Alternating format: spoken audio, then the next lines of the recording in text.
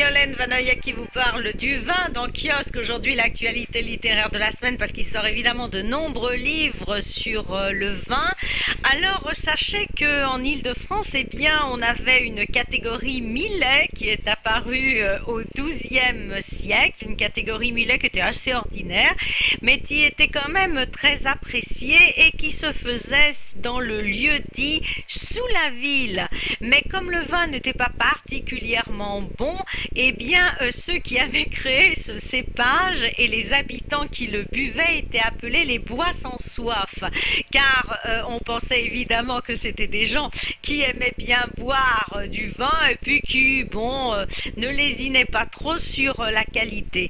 Il y a eu au XIVe siècle un vin encore plus ordinaire qui est apparu, c'est le Gouais, qui a donc qui était un petit vin. On axait plus sur la quantité que sur la qualité, et des vignerons ont réagi contre ces vins un petit peu ordinaires qui existaient pour créer des vins un petit peu plus nobles qui sont apparus, qui étaient auparavant des vins blancs. Donc au Pinot s'est ajouté par exemple le Chardonnay, qui a été acheté d'abord par les moines de Saint-Germain-des-Prés et qui s'est développé dans les environs de Paris.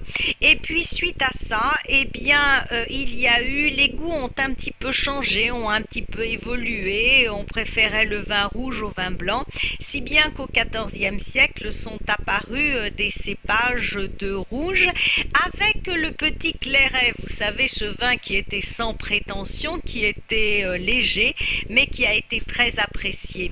Malheureusement, au même moment, sont apparus également des octrois, c'est-à-dire ces redevances ces taxes sur le vin, et les vins dits nobles, eh bien, donc étaient fortement taxés, si bien que les gens ont pris l'habitude de s'éloigner un petit peu de Paris, d'aller jusqu'à 5 km de Paris et d'aller boire dans des cabarets où le vin n'était pas taxé.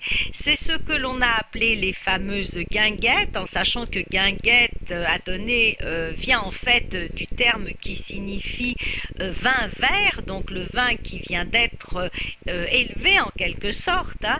Et ces guinguettes se sont développées évidemment au bord de la Seine, notamment, également à Nogent, mais vers Rueil-Malmaison, vers Chatou, on connaît l'île des impressionnistes où il y avait donc ces fameuses guinguettes, près d'Enghien bien sûr aussi.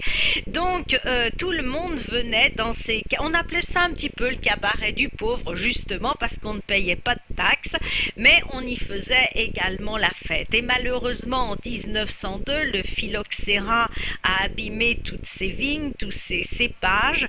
Les vignerons ont de nouveau planté de la vigne entre les deux guerres. C'était là des cépages qu'on appelait des cépages Noah ou Baco, donc un petit vin qui, là encore, malheureusement, n'a pas tenu la route, puisque dans les années 56, il y a eu de très très fortes gelées qui ont fait donc qu'il a fallu de nouveau encore replanter.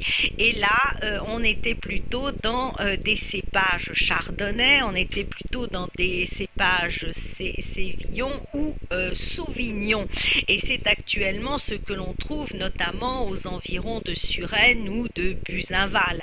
Voilà donc un vin blanc, certes, qui a un bouquet très raffiné, très fruité, et puis dont le goût reste le goût d'un vin vert, hein. On va pas non plus demander donc d'essayer d'avoir des Bourgognes ou des Bordeaux, évidemment, dans la région parisienne. Et pourtant, les premières vignes qui existaient donc sur les coteaux, sur les collines de l'Île-de-France, eh bien, étaient très appréciées des anciens, et nous allons justement remonter à une époque beaucoup plus tardive.